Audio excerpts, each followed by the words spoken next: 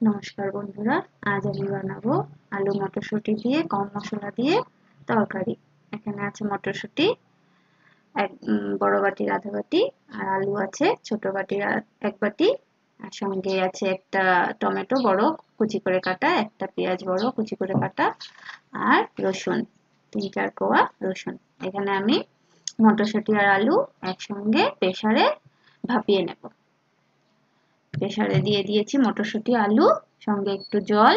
এই জলটা আমি ফেলে দেবো না, জলটা দিয়ে পরে আমি তরকারিটা দিতে পারবো।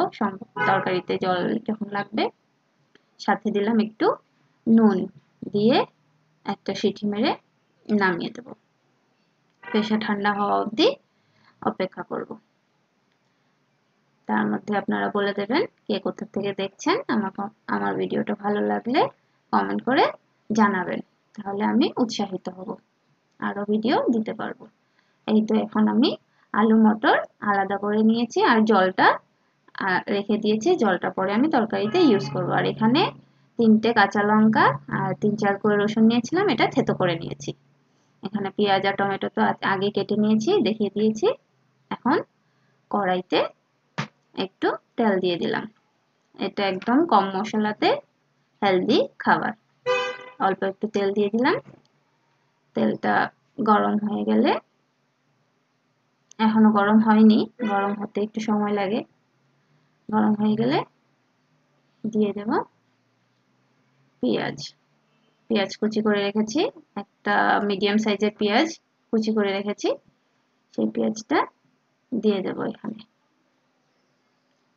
আমার ভিডিও ভালো লাগলে লাইক, কমেন্ট, শেয়ার করবেন এন্ড সাবস্ক্রাইব করবেন। পেঁয়াজ দিয়ে দিয়েছি তেলের মধ্যে। এটাতে আর কোনো কিছু দেওয়ার দরকার নেই, বলেছি কম মশলায় হেলদি খাবার। যেই গরম পড়েছে তার মধ্যে বেশি মশলা খাওয়াটা একদমই উচিত নয়। একদম কম মশলায় রান্না। এই তো পেঁয়াজটা একটু ভাজা হয়ে গেছে, আর একটু ভাজা হয়ে গেলে দিয়ে দেব এখানে থেতো করে রাখা রসুনের কোয়া, 4-5 কোয়া রসুন আর 3টে কাঁচা লঙ্কা। 3টে কাঁচা লঙ্কাতে হয়ে যাবে, বেশি ঝালও হবে না।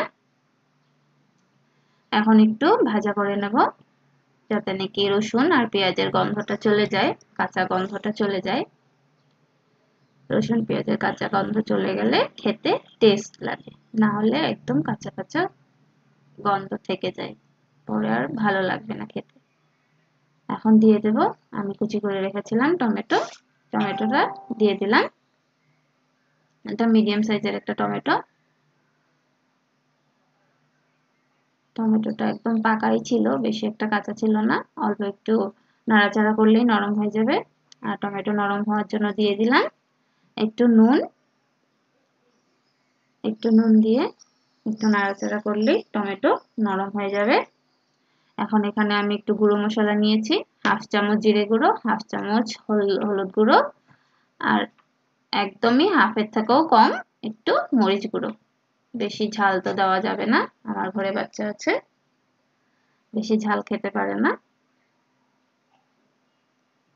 এই তো এখন টমেটো একদমই নরম হয়ে গেছে। আর যদি নরম না হয় তাহলে আমার ছেনির গুঁতায় একদমই নরম হয়ে যাবে। আমি ছেনি দিয়ে এরকমই গুঁতা দিয়েছি যে টমেটো নরম হতে বাধ্য। এখন দিয়ে দিলাম আমি ভাপিয়ে রাখা আলু আর মটরশুঁটি। আলু আর মটরশুঁটি দিয়ে একটু ভেজে নেব, কারণ এখানে আমি আলুও ভেজে নেইনি, মটরও ভেজে নেইনি। এখানে একদমই তেল কম ইউজ করা হয়েছে, 2 চামচ তেলে পুরো তরকারি হয়ে যাবে, নাহলে আলু ভাজতেও তো তেল লাগে। তেল বেশি একটা তেলও ইউজ হয়নি, একদমই হেলদি খাবার। একটু মশলাটা কষিয়ে নেব আলু মটরের সঙ্গে, যাতে নাকি আলুতে একটু নুন হলুদ ঢুকে যায়, নাহলে খেতেও তো ভালো লাগবে না, না? তাই একটু মশলাটা কষিয়ে নিচ্ছি। এখন দিয়ে দেব একটু জল। জল দিয়ে একটু ভালো মতো কষাতে হবে, কারণ এখানে আলুটা আগে ভাজা ছিল না, আলুর ভেতর কোনো নুন হলুদ ঢোকেনি, তাই একটু ভাজার জন্য একটু সময় তো লাগবেই। একটু ভাজা হয়ে গেলে ভালো মতো গন্ধটাও চলে যাবে। কোনো কাঁচা গন্ধ থাকবে না। একটু ভালো মতো কষিয়ে নিলাম মশলাটা। আলুর সঙ্গে ভালো মতো মিশে গেছে, আলু মটরশুঁটির সঙ্গে মশলা ভালো মতো মিশে গেছে।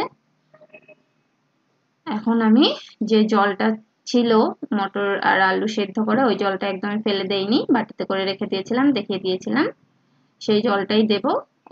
ওইটুকু জল দিলে তো হবে না, সঙ্গে আর একটু জলও দেব। এখনো দেইনি, একটু মশলাটা ভাজা হচ্ছে, এই তো দিয়ে দিলাম যে সেদ্ধ করা জলটা যেটা ছিল মটরশুঁটি আর আলুর সঙ্গে, আর একটু জলও দিলাম। আমি একটু গরম জলই ইউজ করি যাতে তরকারিটা তাড়াতাড়ি হয়ে যায়। গরম জল, ঠান্ডা জল দিলে আবার হতে চায় না, অনেকটা সময় লাগে, গরম হতে অনেক সময় লাগে, তাই আমি গরম জল ইউজ করি, গরম জলটাই দিলাম। এই তরকারিটা ভাতের সঙ্গেও খাওয়া যাবে, রুটির সঙ্গেও খাওয়া যাবে, পরোটা পুরি সবকিছুর সঙ্গে খাওয়া যাবে।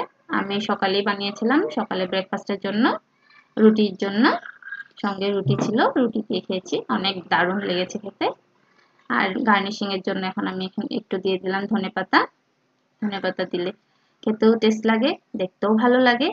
দেখুন তরকারিটা কি সুন্দর হয়েছে, আর খেতেও কিন্তু খুবই দারুণ হয়েছিল, অসাধারণ হয়েছিল সত্যি।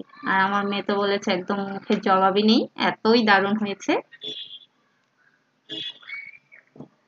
খুবই দারুণ হয়েছিল। দেখুন দেখতে কি সুন্দর হয়েছে।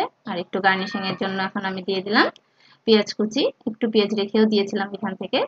আর সঙ্গে আমার আছে রুটি, সকালের ব্রেকফাস্ট, রুটি আর ঘুগনি।